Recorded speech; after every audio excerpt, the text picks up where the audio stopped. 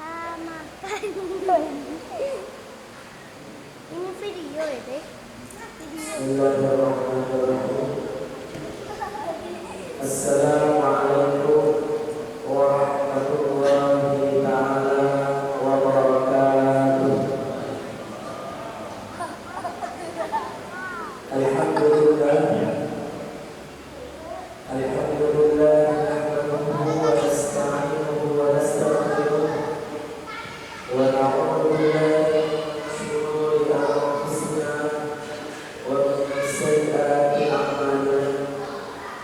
Man yahdihillahu fala mudilla lahu wa man yudlil fala hadiya lahu. Asyhadu an la ilaha illallah wahdahu la syarika lahu wa asyhadu anna sayyidana wa habibana wa sayyidana wa maulana Muhammadan abduhu wa rasuluh. Allahumma shalli wa sallim ala sayyidina Muhammad wa ala ali sayyidina Muhammad. Qala ta'ala wa likulli ummatin ja'alna mansakan liyadhkuru ismallahi 'alaihi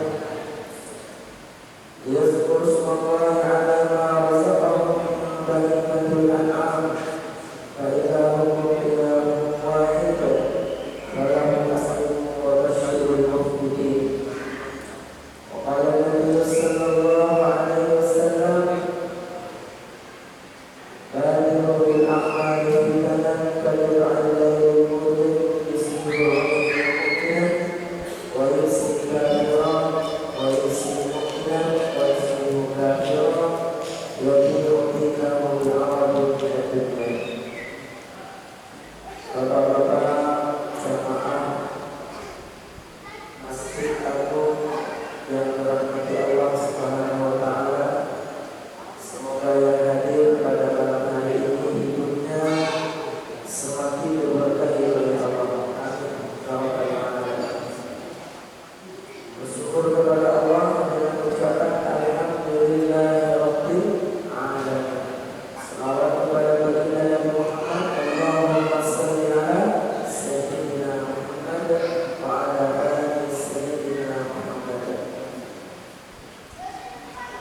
Waktu kita mungkin terbatas, jadi kami sudah buat ringkasan khusus pada malam hari ini. Kita membahas mengenai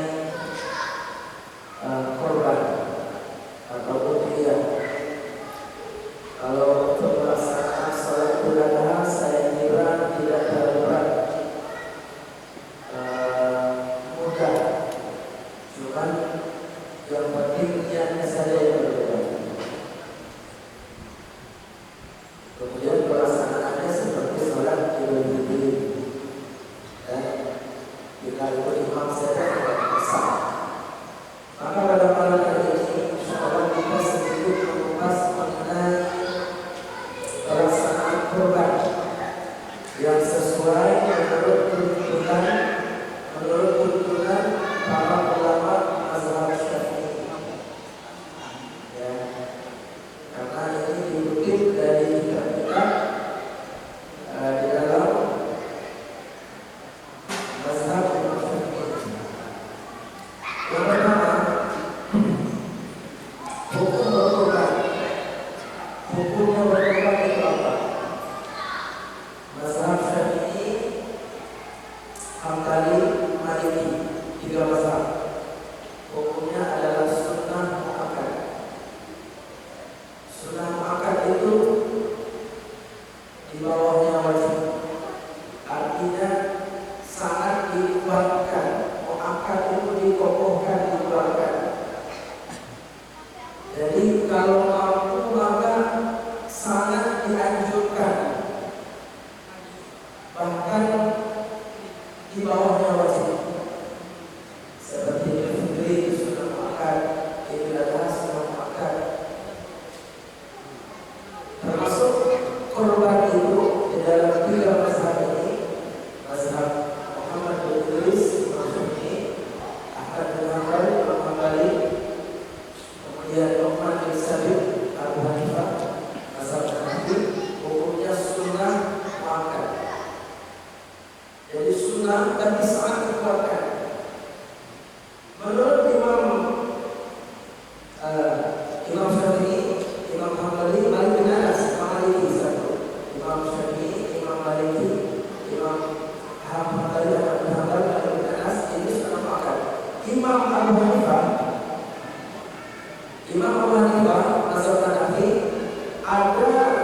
pendapat di sana hukumnya korban adalah wajib bagi yang mampu.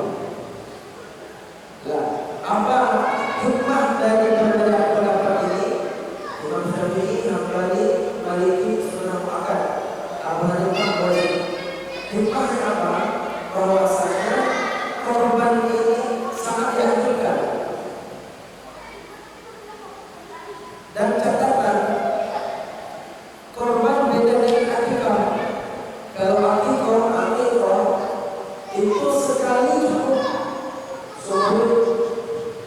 Kalau korban tidak, selagi kita mampu, maka disunah muakkadkan. Dalam masalah Hambali Maliki Syafi'i, disunah muakkadkan tiap tahun bagi orang yang mampu untuk menyembelih hewan korban. Kadang kita bertanya, Bapak tak korban? Dulu sudah setahun yang lalu, dulu sudah 5 tahun yang lalu. Bukan seperti itu. Untuk korban ini, bagi yang mampu dia tahu. Setiap tahun korban dia. Akhirnya kita kesulitan mendapatkan hewan korban. Karena orang sudah berpandangan kalau sudah korban sekali cukup untuk seumur hidup. Dulu waktu masih kecil, saya dari korban sama bapak saya. Itu dulu. Sedangkan kesunahannya korban setiap tahun.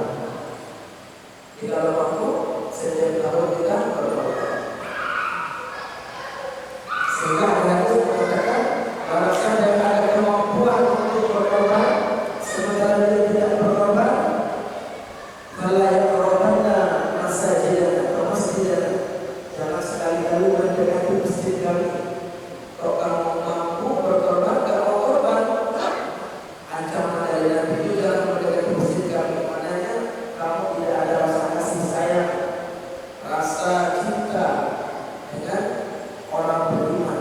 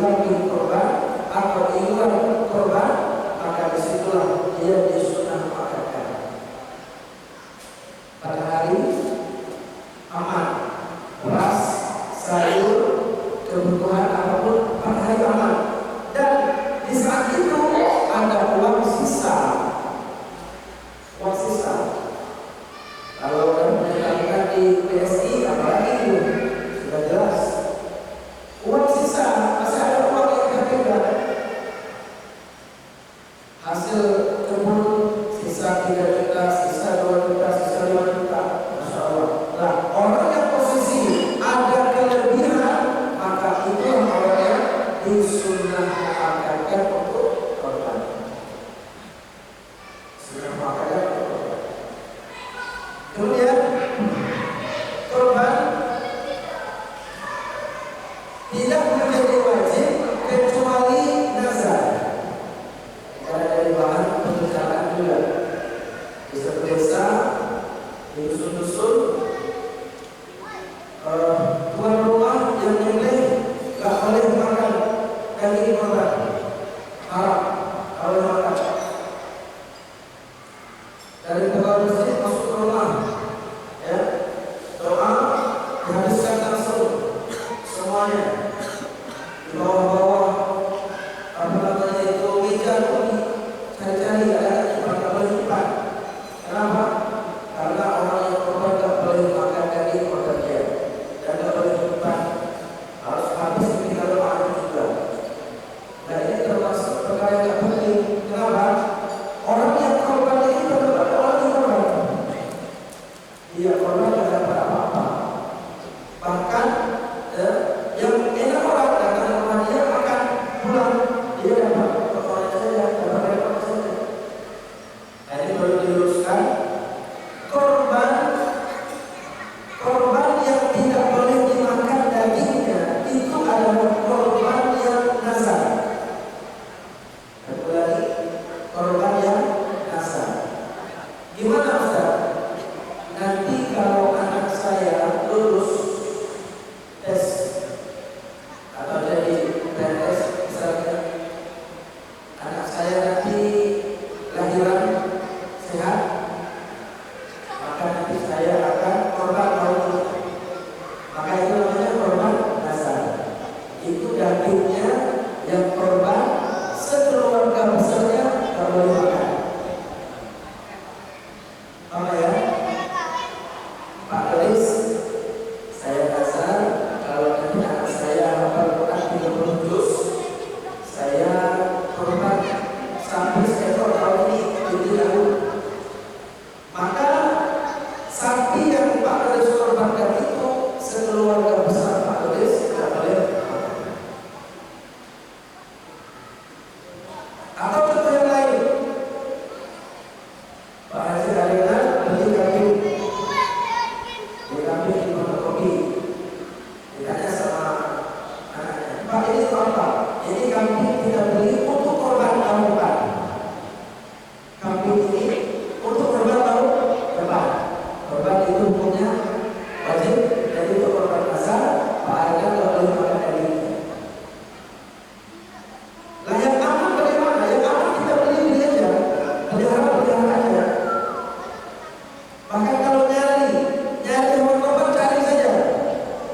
Kalau usah ngomong dulu untuk korban, karena berpotensi nanti menjadi korban nazar.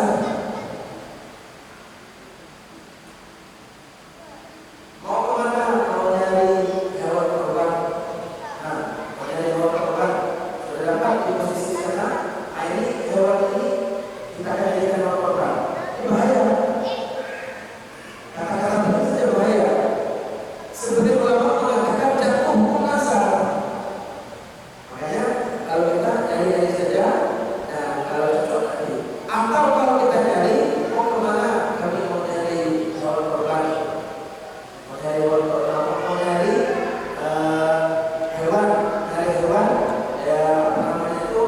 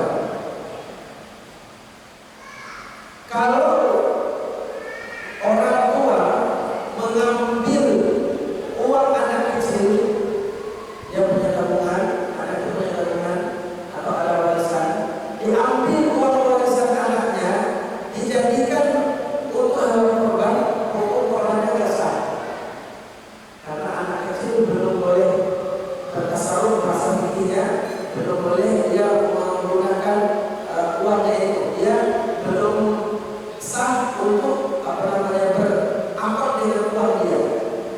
Tabaruk pun belum sah.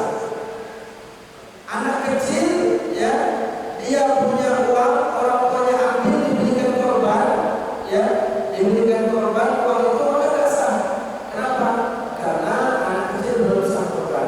Yang sah bagaimana? Yang sah orang tua menyembelihkan hewan diniatkan untuk anaknya. Sekali lagi, orang tua menyembelihkan hewan kambing, sapi atas nama anaknya. Kalau yang dia anaknya biasa. Kalau orang tua ada yang dia atas nama anaknya, cucunya sah.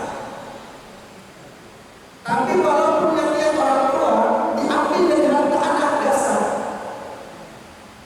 Orang tua nggak paham, anak pun nggak paham, belum paham dia. Maka yang sah orang tua dari uangnya memberikan kambing, sapi dikorbankan atas nama anaknya. Ini sah tanpa ada perbedaan pendapat. Nah, terus mengenai kalau ada dalam satu keluarga yang terjadi pembahasan, jadi kambing itu untuk seorang nggak boleh, kambing 2 orang nggak boleh. Tapi kalau 1 orang 5 kambing boleh. Sapi minimal 7 orang, 1 orang sapi sendiri boleh. Nah, ada pembahasan yang seperti tadi itu, Nabi menyembelih hewan korban diberikan untuk keluarganya. Ini untuk saya dan keluarga saya. Hazal Muhammadin wa ali Muhammadin. Seekor kambing disembelih oleh Nabi untuk beliau dan sekeluarganya. Bagaimana? Padahal kambing hanya untuk 1 orang. Dalam sekalian, ketika dalam satu keluarga itu sudah ada 1 saja yang korban, maka sunnah kifayah dari gugur untuk semua keluarga. Itu maksudnya. Jadi Pak Dores punya keluarga banyak, ya, baiklah punya anak-anakku 1 rumah 12 orang. 1 kambing disembelih atas nama siapapun, maka sekeluarga besar itu sudah lepas kesunahannya.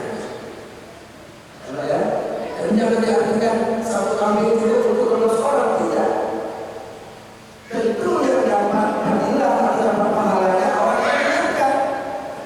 Jadi atas nama Pak Dores namanya disembelih. Lah, keluarganya Pak Dores yang lain sudah nggak disunahkan lagi untuk menyembelih korban. Lepas kesunahan itu. Dan kalau secara hitung-hitungan, ulama bersepakat total 7 orang, kerbau 7 orang, minimal sapi 7 orang, kambing cuma 1 orang. Nah, sampai nanti kalau dapat Masjid Agung yang potong 1 orang saja 1 kambing, ya, ini untuk 1 ruko. Akhirnya kalau begitu hitungannya banyak nanti. Karena dalam hadis bahasa Muhammadin wa ali Muhammadin wa umat Muhammadin. Ini kambing saya sembelih untukku, keluargaku dan umatku. Kalau nggak pakai hitungan 1 itu nanti repot. Orang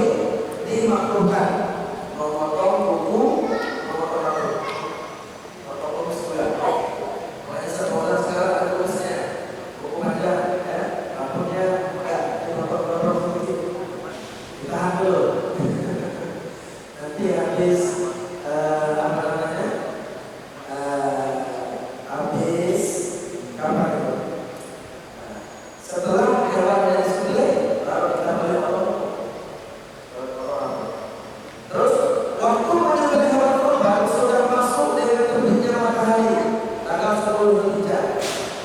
Jadi ukurannya bukan imam turun dari mimbar, bukan.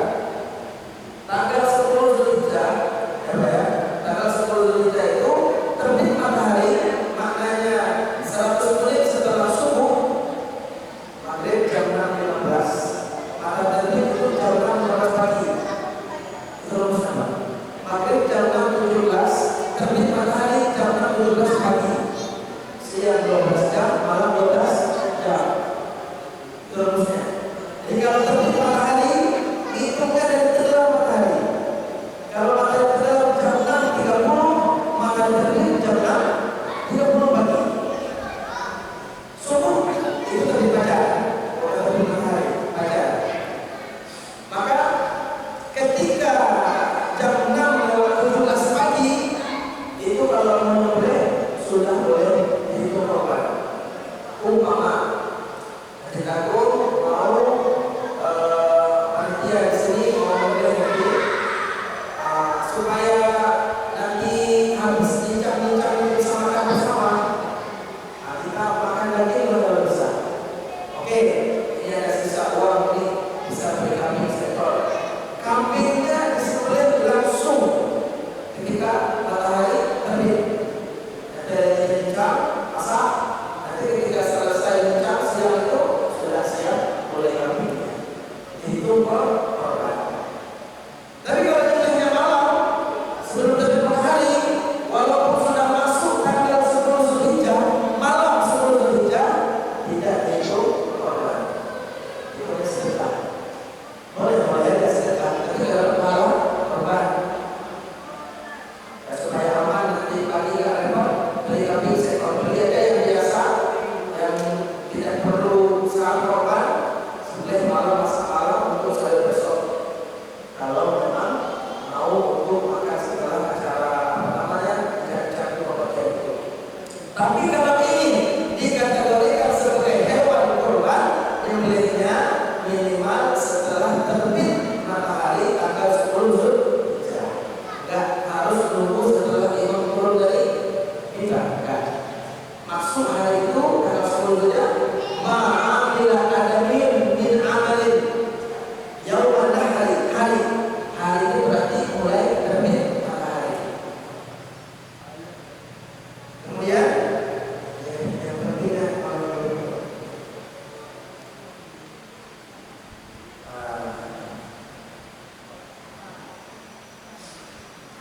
saya akan lebih terakhir.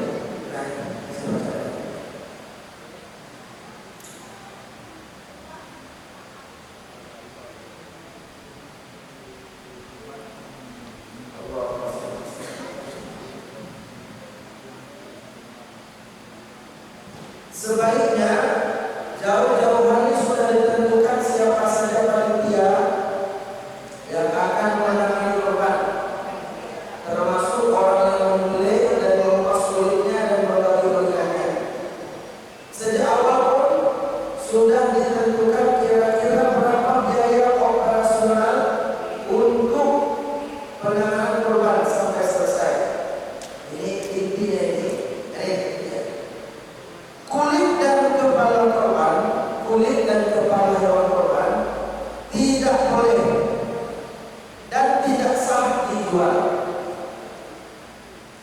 Kepala, kulit gak boleh dijual dan sah. Jadi boleh dimanfaatkan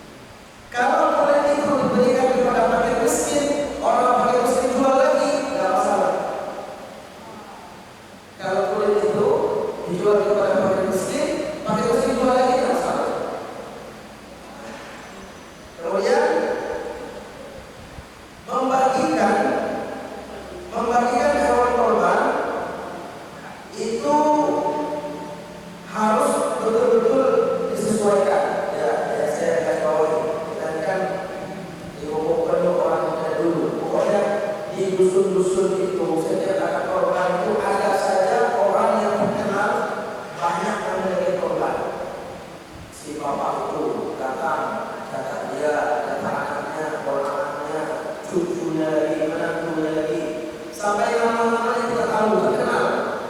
Kalau di dusun itu mestinya dapat banyak si bapak itu. Alhamdulillah. Ini panitia. Sampai-sampai di suatu masjid itu orang malas makan di situ kan ada bapak itu.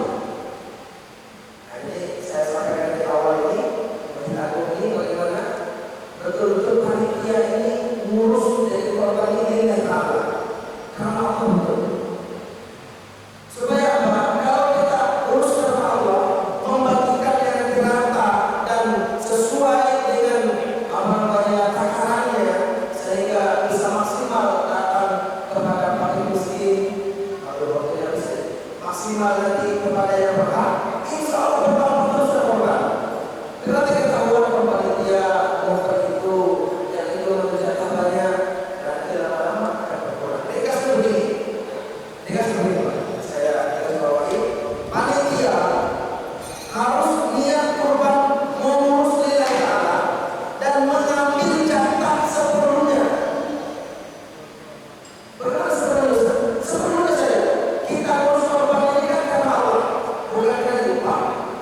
Ya, jadi sudah ada kupon berapa kupon sudah bikin 300 kupon daging berapa kilo, 300 kilo bagikan 300 kilo. Panitia berapa punya? Panitia dapat kalau memang 300 kilo berarti semua dapat sekilo. Panitia segitu. Kadang-kadang ini data panitia di double-double, ya. Ini banyak kita bisa fikir ya, Pak ya. Kita bisa fikir mengambil double-double begitu tak boleh. Walaupun asalnya upah, karena kita ini ngurus ini karena Allah. Kok ini Ustaz? Sisa banyak Ustaz? Oke, kalau sisa banyak, ya panitia boleh mengambil lebih, ya kalau seandainya dia itu adalah fakir miskin. Karena maklum ya, kalau kita yang insya Allah kasih sendiri mau beli daging kan bisa daging. Kalau fakir miskin ayam. Jadi kalau memang ada sisa daging yang diprioritaskan untuk kita tambah adalah orang yang dalam setahun jarang makan daging itu fakir miskin. Itu indikasinya itu kalau dimasak itu Korban atas nama yang telah meninggal. korban. Korban Oke, korban atas nama ini korban ya, korban atas nama orang yang meninggal. Hukum korban atas nama orang yang meninggal sah kalau orang yang meninggal wasiat. Nah, nanti kalau bapak meninggal, nanti korban bapak ya sah. Kalau si orang yang meninggal oleh ada wasiat, hukum korbannya tidak sah. Nggak sah. Kenapa? Orang yang mati nggak bisa lihat lagi. Yang dikubur tuh bisa nggak bisa lagi. Nah, solusi sekarang. Solusinya bagaimana Ustaz? Solusinya kata ulama, engkau sembelihkan hewan korban satu, niat pahalanya untuk orang yang meninggal. Sah. Sah. Ini saya sembelih kambing satu, ya pahalanya untuk bapak saya. Sah. Tapi kalau orang meninggal dia nggak pernah wasiat, kita nggak tahu dia itu niat apa enggak, dia itu korban. Disuruh niat gimana bisanya dia udah mati. Nah, lagi-lagi kalau ada wasiat dari orang yang meninggal, korbannya sah. Kalau nggak ada wasiat maka tidak sah. Solusinya anaknya mengembalikan hewan korban, niat pahalanya untuk bapaknya. Itu ulama sepakat hukumnya sah. Nah, harusnya waktu ya. Ini saya tinggal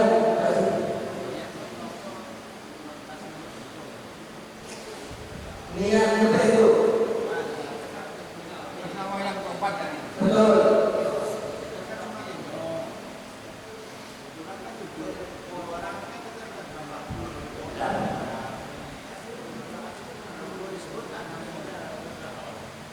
Tadi saya bilang di awal, 7 itu minimal. Jadi umpamanya Pak Haji ini nama saya sendiri seekor sapi, nggak apa-apa. 7 ekor itu tuh minimal, nggak boleh lebih. Jadi sapi itu untuk hidup orang, nggak boleh lebih. Tapi kalau 1 orang 1 sapi nggak apa-apa. Lah